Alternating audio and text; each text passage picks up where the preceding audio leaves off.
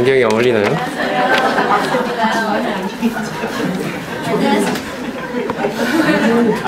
제가 원래 시력이 좀 사실 안 좋은데요. 그동안 안 쓰고 있다가 안경을 썼습니다. 예전에 안경을 안 쓰고 앞에서 말씀 전하면 저 뒤에 있는 분들이 잘 안 보여요, 얼굴이. 지금은 보입니다. 그래서 누가 조시는지도 다 보입니다. 그래서 오늘 저희가 함께 살펴볼 말씀은 그동안 저희가 로마서를 같이 봤었는데요. 오늘은 잠깐 산책을 한다는 기분으로 다른 데로 봐서 마태복음 5장에 있는 우리가 흔히 산상수훈 중에 팔복이라고 불리는 부분을 살펴보고자 합니다. 오늘의 말씀의 주제는 하나님의 나라에 관한 것입니다.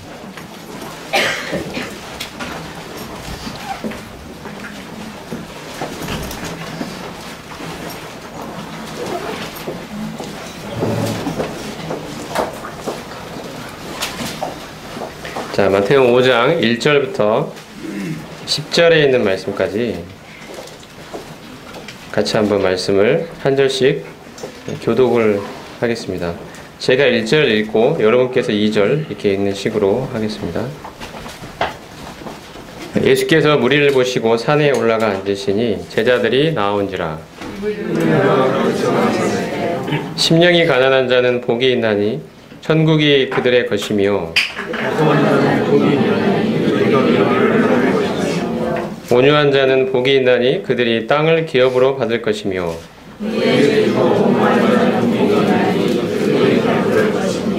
긍휼히 여기는 자는 복이 있나니 그들이 긍휼히 여김을 받을 것이며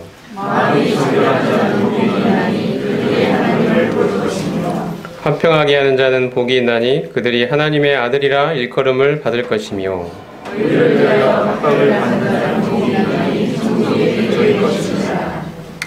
제가 이번 말씀을 준비하면서 생각이 났던 사람이 한 분 있었습니다. 그분은 짐 엘리엇이라는 분입니다. 혹시 여러분 짐 엘리엇에 대해서 들어보신 적 있으십니까? 이분은 우리 모임 출신의 선교사이십니다. 1927년에 태어나서 1956년에 살해되신 분이신데요. 이분의 일생을 간단하게 말씀을 드리면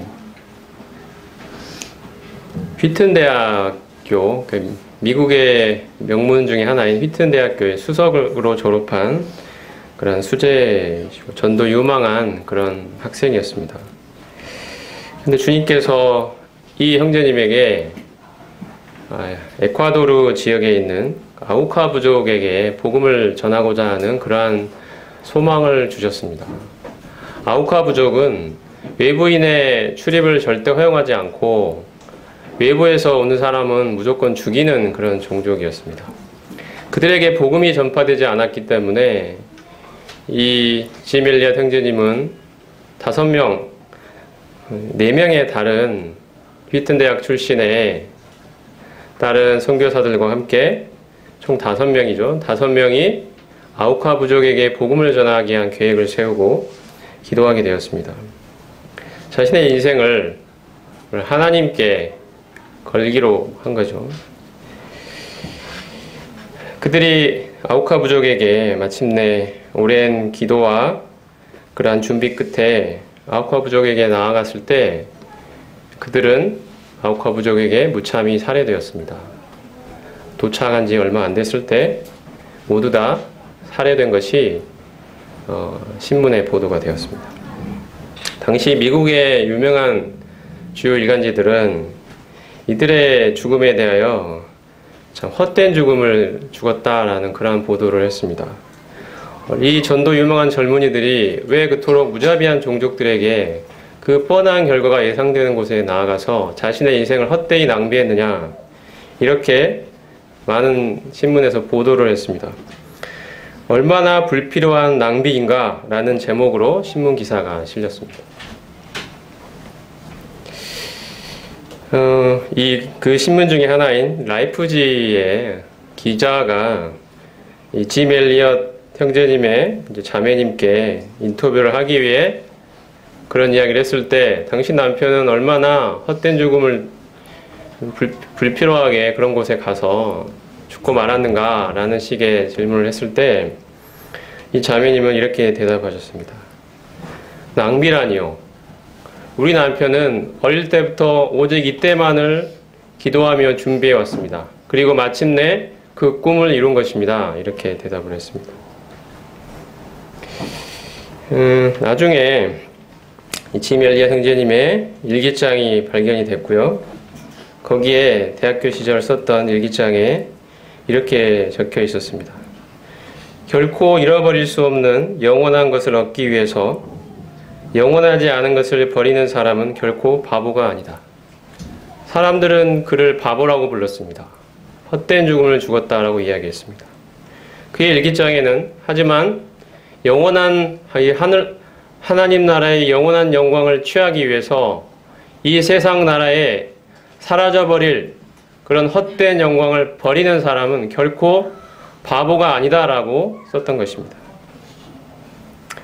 이야기는 이걸로 끝이 아닙니다. 이런 일이 있고 난 후에 5년 뒤에 이 살해된 5명의 선교사들의 부인들이 어린 자녀들과 함께 다시 그곳에 들어갔습니다. 여자들이 왔기 때문에 그 부족은 죽이지는 않았습니다. 그곳에서 살게 해주었습니다. 그들이 그곳에서 그 부족들과 함께 그들을 섬기며 그들을 돌보며 헌신적으로 사역하는 모습을 보고 추장이 물었습니다. 당신들은 누구냐? 여기에 왜 와서 우리를 이렇게 수고를 하는 것이냐? 라고 물었을 때 그 부인들이 이렇게 대답했습니다. 우리들은 당신들이 5년 전에 죽였던 그 젊은 선교사들의 부인들입니다. 우리들이 여기에 온 것은 하나님의 사랑 때문입니다. 하나님의 사랑이 우리를 이곳으로 이끌었습니다. 우리들은 당신을 사랑합니다. 이렇게 대답했습니다. 그 이후에 이 부족이 전체가 다 주님께로 돌아오게 되었습니다. 복음이 한 번도 전해진 적이 없는 그 부족, 이 마을 주민 전체가 주님께로 돌아오는 놀라운 역사가 일어났던 것입니다. 과연 이 짐 엘리엇 선교사님의 그 일은 헛된 낭비였을까요? 그 하나님 나라의 영광을 위해 자신의 삶을 던졌던 그 일은 정말 불필요한 낭비였습니까? 우리는 결코 그렇게 생각하지 않습니다. 그의 일기장에는 또 이렇게 적혀 있었습니다. 주님 성공하게 하소서. 높은 자리에 오른다는 뜻이 아니라 제 삶이 하나님을 아는 가치를 드러내는 전시품이 되게 하소서. 하나님 마른 막대기 같은 제 삶에 불을 붙이사 주님을 위해 온전히 소멸하게 하소서. 저는 오래 사는 것을 원치 않습니다. 다만 예수님처럼 꽉 찬 삶을 원합니다. 이것이 그의 일기장에서 발견된 또 하나의 글귀였습니다. 오늘 우리가 살펴보고자 하는 그 말씀은 주제는 하나님 나라에 관한 것입니다. 하나님 나라의 영광에 대해서 오늘 말씀을 교제하고자 합니다. 오늘 말씀은 다시 읽어보면 우리말 성경에 심령이 가난한 자는 복이 있나니 이렇게 적혀 있습니다. 천국이 그들의 것이며. 근데 이 말씀을 좀 더 연구를 해보면 문장 구조가 이렇게 시작하지 않고요. 복이 있는 사람은 심령이 가난하나니 이렇게 시작합니다. 복이 있는 사람은 심령이 가난하나니 이는 천국이 그들의 것이기 때문이요. 이렇게 시작을 하고 있습니다. 하나님 나라의 백성들, 하나님 나라의 복받은 사람들은 과연 어떠한 존재들이냐? 그들은 어떠한 삶을 살게 되어 있느냐에 관한 말씀입니다. 누가 복을 받는가? 어떻게 하면 복을 받을 수 있는가에 대한 말씀이 아닙니다. 복이 있는 사람은, 복받은 사람은 과연 어떻게 사는가에 관한 말씀입니다. 하나님께로부터 복받은 사람이 먼저 존재합니다. 이 말씀은 바로 그 하나님의 은혜를 받은 사람이 어떻게 이 세상을 살게 되어 있는가에 관한 말씀입니다. 복받은 사람들이 살아가는 삶의 방식에 대한 말씀입니다. 하나님 나라의 백성들은 어떻게 살게 되어 있는가에 관한 말씀입니다. 하나님이 어떤 사람에게 복을 주시고 그 사람을 하나님 나라의 백성으로 삼으시면 하나님은 그 사람을 어떠한 사람으로 어떠한 존재로 만들어 가시는가에 관한 말씀입니다. 하나님 나라의 영광을 본 사람은 어떻게 살게 되어 있는가에 관한 말씀입니다. 여기서의 복은 외적 환경이 우리들의 시야로, 사람의 시야로 좋게 보여서 감각적으로, 감정적으로 행복하다고 느끼는 상태, 이것을 말하는 것이 아닙니다. 여기서 말씀하는 복은 하나님의 시야로 보았을 때, 하나님께서 보실 때 하나님이 그 사람을 하늘의 복받은 자로 하나님 나라의 백성으로 삼으셨다는 영적인 진실을 가리키는 그러한 단어입니다. 하나님께서 복 주셨다는 것입니다.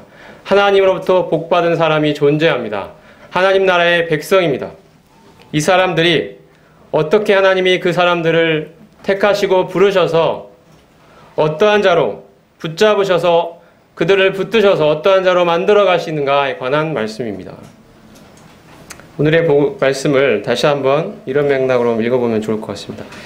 제가 불러드릴 테니까요. 같이 말씀을 여러분이 따라 하시면 식으로 한번 해보겠습니다.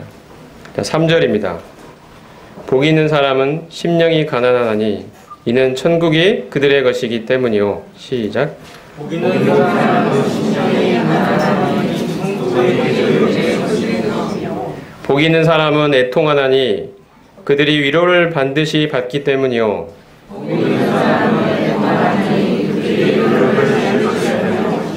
복 있는 사람은 온유하나니 그들이 반드시 땅을 기업으로 받기 때문이요.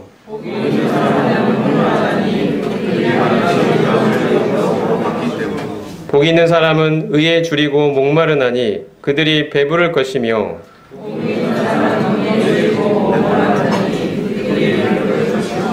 복 있는 사람은 긍휼히 여기는 자니 이는 그들이 긍휼히 여김을 받을 것이기 때문이요.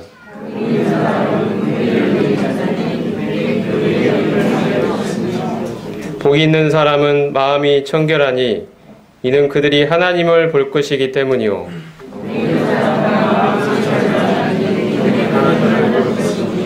복 있는 사람은 화평하게 하나니 이는 그들이 반드시 하나님의 아들이라 일컬음을 받기 때문이요.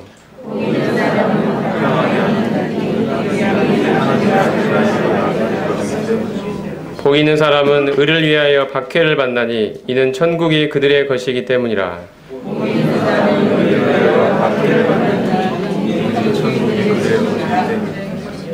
복 있는 사람이 있습니다. 하늘에 복받은 사람이 있습니다. 하나님 나라의 백성이 있습니다. 이 사람들이 어떻게 살게 되어 있는가에 관한 말씀입니다. 그들은 심령이 가난하게 삽니다. 그들은 애통한 마음으로 살아갑니다. 그들은 온유한 사람으로 살아갑니다. 그들은 의에 줄이고 목마른 자로 살아갑니다. 그들은 긍휼히 여기는 삶을 살아가게 되어 있습니다. 그들은 마음이 청결하게 되어 있습니다. 그들은 화평한 자로 살아갑니다. 그들은 의를 위하여 박해를 받는 삶을 스스로 선택합니다. 이것이 하늘의 복받은 자, 하나님 나라의 백성의 사람의 삶입니다. 하늘의 복을 받은 사람은 심령이 가난한 차로 살게 되어 있고 하나님의 영적 복을 받은 사람은 죄가 가져온 파괴적인 상태에 슬프고 애통하게 되며 하나님의 복을 받은 사람은 하나님의 손에 붙들려 온유한 자로 하나님이 인생의 주인임을 알고 선하신 그분께 나를 내어 맡기게 되므로 현실의 어떠함에 분내지도 속상해하지도 않고 십자가에 못 박혀 죽은 온유한 심령으로 살아가게끔 되어 있으며 오직 다른 무엇보다 하나님의 의를 사모하여 늘 그것으로 체험받고자 목이 마르며 하나님께 복을 받은 사람은 나같이 하나님의 은혜 없이는 한시도 살아갈 수 없는 다른 불쌍한 사람들을 긍휼히 여길 줄 아는 사람이며 하나님의 복에 눈이 뜨인 사람들은 하나님이 아닌 다른 것에 마음을 주지 않고 오직 하나님만 바라는 청결한 마음을 가지고 살아가며 하늘의 복으로 기뻐하는 사람들은 하나님과 누리는 이 충만한 화목의 기쁨을 다른 사람에게 전달해 줄 줄 알고 하늘의 복을 귀하게 여기는 사람들은 하나님의 의를 위해서라면 다른 어떤 것도 희생할 줄 알고 세상에서 바보처럼 살아가게 되어 있습니다. 이것이 하나님의 복받은 자가 살아가게 되어 있는 삶의 특징들입니다. 그러므로 우리의 삶에 심령의 가난함이 있고 죄에 대한 애통함이 있다면 그것은 괴로움과 불행이 아닙니다. 그것은 하나님께 복받은 증거입니다. 내가 하나님의 복을 받은 사람이라는 증거입니다. 우리의 삶에 하나님의 의에 대한 굶주림과 갈증이 있다면 그것은 내가 하나님의 복을 받은 사람이라는 사실에 대한 증거입니다. 그러므로 우리는 우리의 삶에 이러한 모습이 있을 때 하나님께 감사하고 기뻐해야 할 것입니다. 우리의 기도 제목은 이렇게 되어야 할 것입니다. 하나님께 간절히 구하고 기도합니다. 하나님을 늘 바라보게 하소서. 간절함과 갈급함으로 의에 줄이고 목마른 심령으로 진정한 심령의 가난함으로 하나님을 찾고 구하게 해달라고 하나님께 구합니다.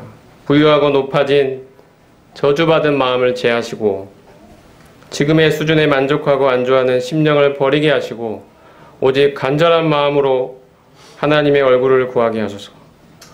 하나님의 더 깊은 곳을 갈망하고 주님을 실제로 경험하며 주님과 진정으로 친밀한 개인적인 사귐을 갖게 해달라고 엎드려 구합니다. 이것이 하나님의 의에 줄이고 목마른 자들의 기도입니다.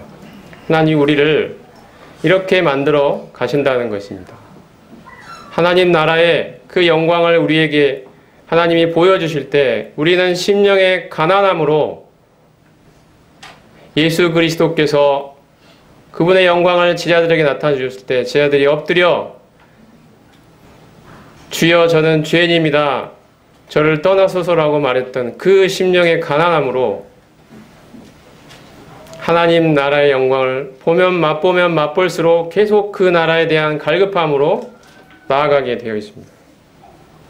복 있는 사람은 심령의 절대 빈곤으로 하나님 앞에 나아갈 수 있습니다. 여기서 가난하다는 말은 성경에서 여러 가지 표현이 있습니다. 근데 여기에 쓰이는 가난함은 절대 빈곤입니다. 도저히 자기의 힘으로 헤어날 수 없는 그러한 가난함을 말합니다. 하나님이 우리로 하여금 우리의 심령에 하나님이 아니고서는 도저히 만족할 수 없는 이 심령의 절대적인 빈곤함을 주십니다. 절대적인 가난을 주십니다. 오직 하나님만 채울 수 있는 영혼의 텅 빈 자리를 우리 가운데 두시는 것입니다. 하나님 당신을 구하도록 하시기 위하여 우리의 심령에 하나님이 주시는 이 고독과 빈곤의 텅 빈 자리, 이것은 복받은 사람의 특징입니다. 그것이 있다는 것은 복받았다는 뜻입니다. 하나님의 통치가 자신의 삶에 임했음을 알게 되었을 때 우리는 하나님 앞에 이처럼 겸손하고 가난한 마음으로 나아가게 됩니다. 하나님의 나라는 하나님의 통치를 가리키는 것입니다. 성경에서 하나님의 나라는 하나님의 통치를 가리켰습니다. 하나님의 주권이 인정받는 그 영역이 바로 하나님의 나라입니다. 하나님의 다스림이 인정받는 그곳입니다. 그것은 물리적인 영역일 수도 있고 바로 우리 마음일 수도 있습니다. 우리 마음에 하나님의 나라가 임할 수 있는 것입니다. 하나님의 나라는 예수 그리스도께서 장차 이 땅에 오실 때 그분의 주권과 통치권으로 이 땅에 자신의 나라를 세우실 때도 하나님의 나라가 임할 것이지만 하나님이 다스리시는 그 마음에도 지금 이 순간에도 하나님의 나라는 우리의 심령에 임해 있습니다. 하나님의 나라는 바로 우리 가운데 있는 것입니다. 우리가 하나님의 나라의 그 하나님의 통치권을 인정할 때 하나님 당신이 주인이십니다. 하나님 당신의 주권이 제 삶에 이루어지기를 원합니다. 제 삶이 온전히 하나님께 드려지는 헌물이 되기를 원합니다. 하나님 당신이 제 심령과 제 삶을 다스려 주옵소서. 제 삶은 하나님 당신의 것입니다 라고 인정하는 바로 그곳이 하나님의 나라입니다. 주님께서는 지금 산에 올라 이 하나님 나라의 백성이 된 자의 삶에 대해서 말씀하고 있습니다. 하나님 나라의 그 영광을 알려주시고 그 복을 알려주시고 있는 것입니다. 우리가 과연 하나님 나라의 복받은 백성이라는 사실을 어떻게 알 수 있습니까? 그것은 바로 우리의 심령의 가난함이 있다는 사실에 있습니다. 우리의 마음에 애통이 있다는 것에 있습니다. 우리 마음이 온유한다는 것에 있습니다.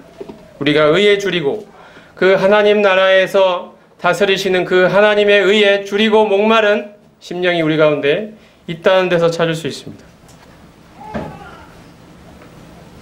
우리는 하나님께서 영광의 왕으로 다스리시는 그 나라의 실제를 맛보면 맛볼수록 더욱더 가난한 절대 빈곤의 심정으로 하나님께 나아갑니다. 그분을 구하게 됩니다. 여러분, 이 세상 나라는 잠깐이고 하나님의 나라는 영원합니다. 하나님의 통치는 영원합니다. 여러분은 나의 삶에 하나님의 통치가 더욱 확장되기를 위해서 가난한 심령으로 구하고 있습니까? 여전히 내가 인생의 주인으로 살고 있는 모습을 보며 무너지고 낮아진 심령으로 하나님 앞에 나아가고 있습니다. 짐 엘리엇의 이야기는 그것이 끝이 아닙니다. 같이 살해당했던 선교사 중에서 네이트 세인트라는 그러한 분이 또 계셨습니다. 지금 소개해드리려고 하는 것은 그분의 아들에 관한 이야기입니다. 스티브 세인트라는 사람인데요. 아까 그 선교사들의 부인이 어린 자녀들과 함께 다시 들어가서 그들을 섬기고 부족들이 돌아왔을 때 이 스티브 세인트도 그 돌아온 부족 가운데 자기 아버지를 죽였던 바로 그 사람, 자기 아버지를 창끝으로 찔러 죽였던 바로 그분이 주님께로 돌아왔고, 이 스티브 세인트는 바로 그분에게서 침례를 받았습니다.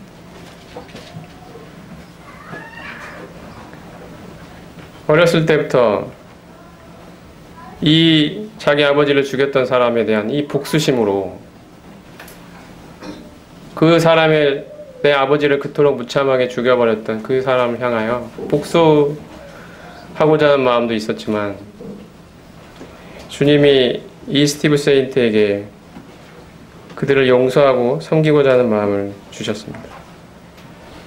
아버지를 죽였던 추장 민카이라는 사람이 주님께로 돌아왔습니다. 그리고 그의 누이 캐시가 민카이로부터 침례를 받았고, 그도 13살의 나이에 그로부터 침례를 받게 되었습니다.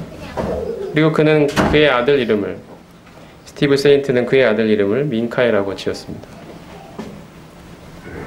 그것이 하나님 나라의 영광을 본 사람의 삶입니다.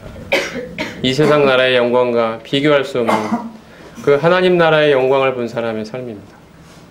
그 사람들의 삶을 향하여 세상은 불필요한 낭비 같은 삶이었다라고 말할지 모르지만, 그들이 하나님 나라의 영광을 위해 자신의 삶을 드렸을 때 그들은 지금 하나님 나라에서 이 영원토록 빛나는 별처럼 빛나고 있을 것입니다. 결코 잃어버릴 수 없는 영원한 것을 얻기 위해 이 세상에서 사라져버릴 영원하지 않은 것을 버리는 사람은 결코 바보가 아니다. 이것이 짐 엘리엇 형제님의 일기장에 있었던 글이었습니다. 저는 우리들도 오늘 우리가 살아가는 삶의 방식을 생각해 보아야 한다고 생각합니다.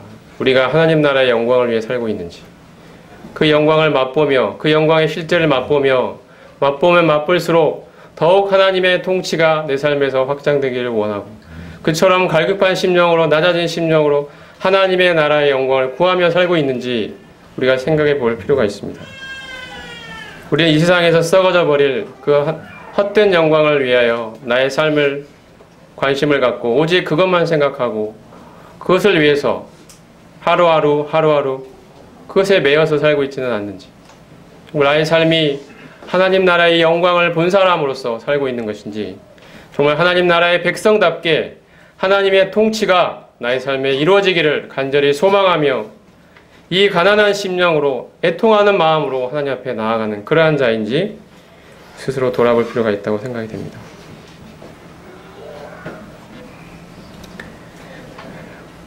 우리에게 애통하는 심령이 있을 때 하나님께서는 하늘의 소망으로 위로를 해주십니다. 주님께서 다시 오시는 날 우리의 이 낮은 몸이 변화되어 주님과 같은 영광의 몸을 입게 될 것입니다. 죄가 가져오는 모든 파괴적인 고통이 사라지고 죄의 굴레에서 완전히 벗어나는 그 완성의 날, 구원의 완성의 날이 우리를 기다리고 있습니다. 우리는 이 소망의 날을 기다리며 지금도 탄식하고 있는 것입니다. 신음하고 있습니다. 하나님의 완전한 통치가 이 땅에서 이루어지는 그 영광의 날을 소망하면 소망할수록 하나님의 통치가 이 땅에서 내 안에서 이 세상에서 완전히 이루어지고 있지 못한 이 사실로 인하여 마음의 애통함을 가지고 하나님 나라의 이 영광이, 이 통치가 나의 삶에 완전히 나타나기를, 이 세상에 하나님의 통치가 임하기를 간절히 사모하며 가슴을 치며 애통해야 하는 것입니다. 눈물로 밤을 새우는 것입니다. 하나님 당신의 나라의 영광이 이 땅에 임하기를 원합니다. 하나님의 통치가 저의 삶에 임하기를 원합니다. 하나님, 저의 삶이 하나님께 드려지는 제물이 되기를 원합니다. 하나님 나라의 백성답게 살 수 있기를 원합니다. 하나님, 이 애통함이 우리의 삶에 있는 것입니다. 하나님 나라의 그 영광을 본 사람은 이렇게 살아가게 되어 있다는 것입니다. 애통한 마음으로. 이 애통함이 있을 때 하나님께서는 이 영광의 날에 대한 소망으로 우리를 위로해 주실 것입니다.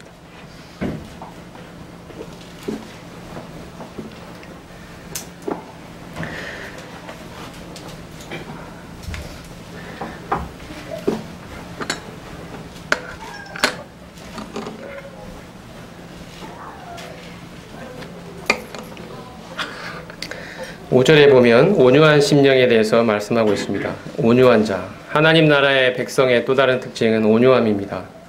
이것은 성격이 부드럽고 자상한 것을 말하는 것이 아닙니다.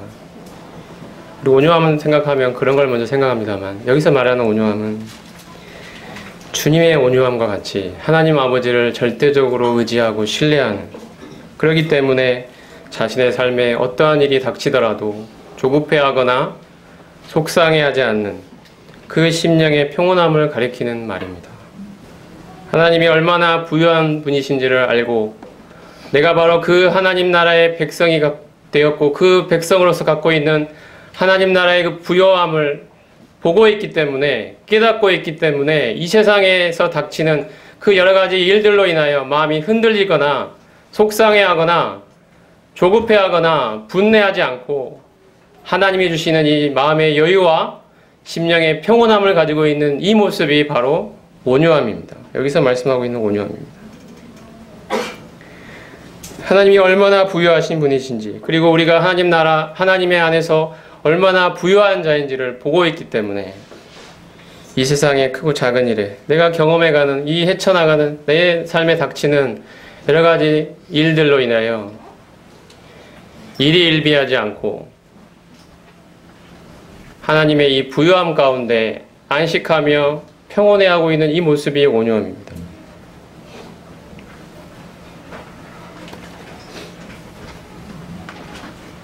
때로 나의 삶에 손해보는 것 같은 일이 생기더라도 내가 하나님 안에서 얼마나 부자인 줄을 볼 줄 아는 영적 시야가 열렸기 때문에 속상해하거나 조급해하지 않을 수 있습니다. 내가 하나님 안에서 얼마나 부유한 자인지를 보고 있기 때문에, 하나님이 우리의 눈을 열어서 하나님 나라의 영광을 보여주셨기 때문에 우리는 그 영광을 붙들고 소유한 자로서 이 세상에서 이 세상을 통과해 나갈 때 겪는 이 크고 작은 여러 가지 일들이 때로 우리 마음을 속상해하고 내가 손해보는 것 같은 일로 인해서 마음에 무너짐이 있고, 이러한 답답함은 왜 빨리 사라지지 않는 것인지에 대한 조급함이 우리 마음에 있지만, 하나님의 이 부요함을 본 사람으로서 땅을 기업으로 받는다는 이야기는 바로 하나님 나라의 이 부요함을 말하는 것입니다. 이 부요함을 깨닫고 누리는 자로서 이 하나님이 주시는 이 심령의 평온함과 온유함을 경험하며 살아갈 수도 있다는 것입니다. 여러분은 이런 온유가 있으십니까? 이런 심령의 평온함이 있으십니까?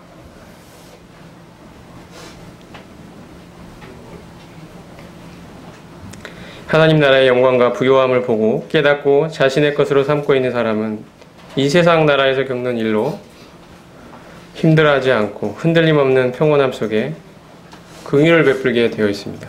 이것이 온유한 자입니다.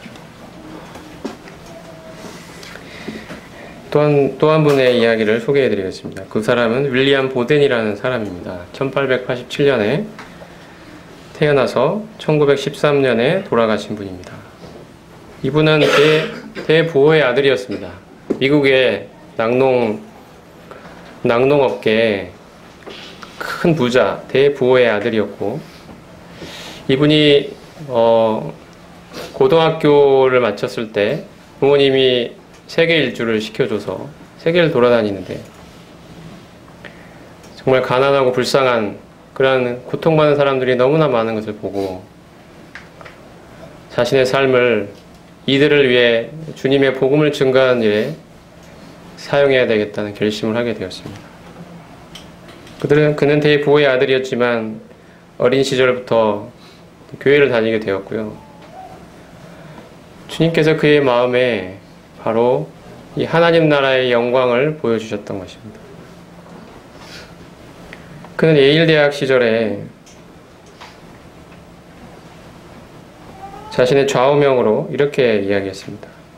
자기에 대하여 노라고 이야기하고 예수 그리스도께 대하여는 예스라고 말하겠다. 항상 그렇게 하겠다라고 썼습니다. Say no to self and say yes to Jesus every time. 항상 자신에 대하여는 no라고 말하고 예수님을 향하여는 yes라고 말하겠다는 것입니다. 이것이 그의 좌우명이었습니다. 그는 성경 읽기와 기도 모임을 예일대학에서 시작을 했고 대학교 4학년이 되던 무렵에는 전교생 1,300명 중에서 1,000명이 바로 이 기도 모임에 함께하게 되는 역사가 일어났습니다. 그는 하나님께서 그의 마음에 중국에 있는 그 무슬림들에게 복음을 전하고자 하는 열망을 주셔서 그들에게 나아가기 위하여 이제 준비를 하게 되었습니다.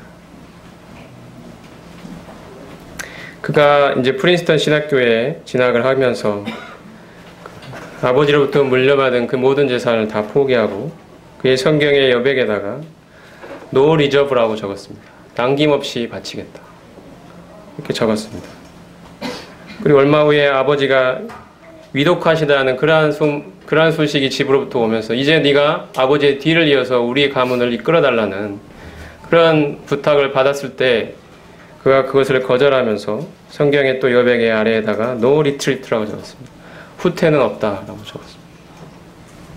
그러고서 그가 중국의 무슬림에게 나가기 위해서 떠나면서 그들의 언어를 배우기 위하여 이집트에서 그들의 언어를 배우고 있는 동안 척수 뇌수막염에 걸려서 그곳에서 4개월 만에 죽게 되었습니다.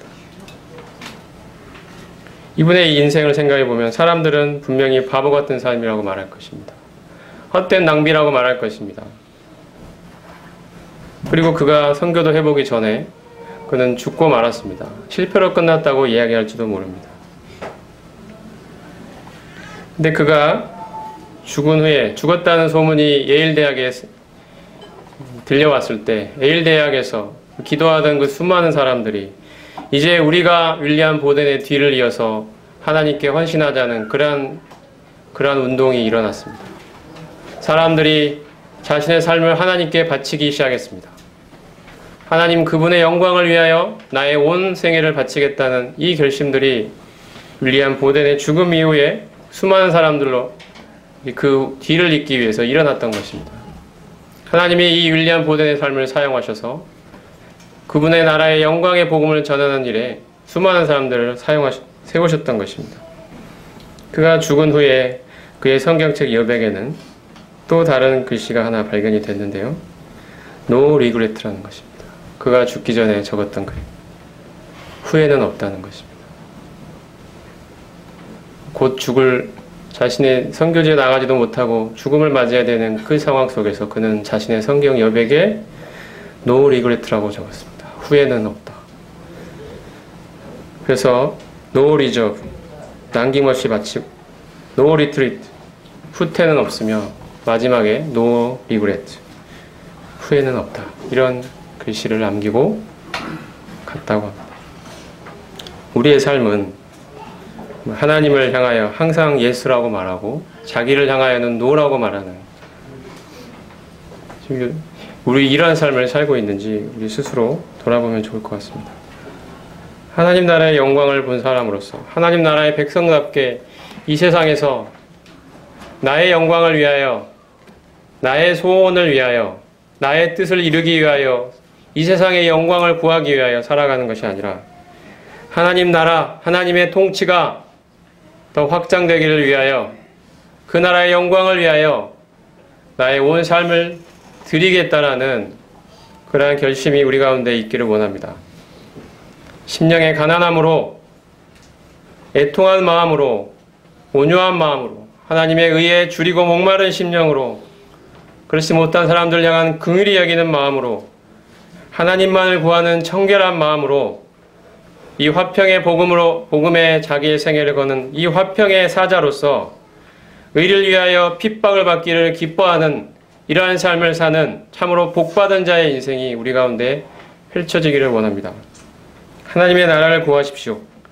그 나라의 영광을 볼 수 있기를 구하십시오. 그 나라의 백성답게 가난한 심령으로 하나님의 통치가 나의 삶에 더욱 실현되기를 구하십시오. 그렇지 못한 모습이 나타나면 진실로 애통해 하십시오. 하나님 나라의 영광을 보면 볼수록 이 세상 나라에서 겪는 일들로 속상해하거나 좌절하지 말고 하나님이 주시는 위로와 평온함 속에서 온유한 자로 살아가십시오. 바로 이것이 하나님께 복받은 자가 살아가는 삶의 방식입니다. 이러한 축복이 우리 가운데 임하기를 기도합니다. 기도하겠습니다.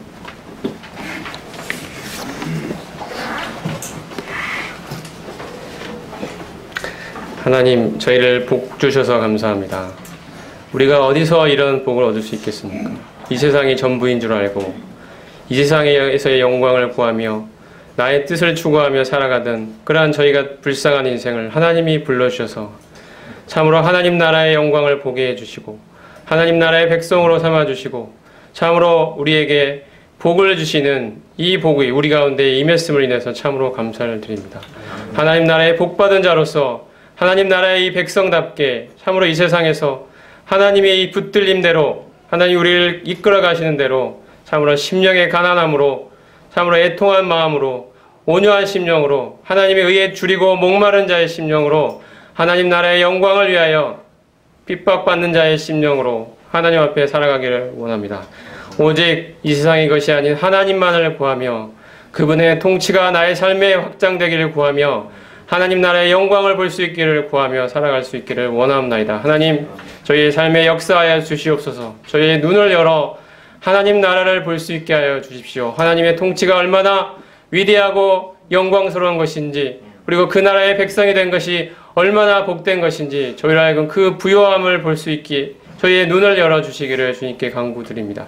저희의 삶이 바로 이 하나님 나라의 영광을 위해 드려지는 그러한 제물이 되기를 주님께 기도드립니다. 이 복이 우리 이곳에 모여있는 모든 성도님들 위해 참으로 함께하기를 주님께 기도드립니다. 주님, 이 일을 우리 가운데 이루어 주시옵소서. 우리 주 예수 그리스도의 거룩한 이름으로 감사하고 기도드리옵나이다. 아멘.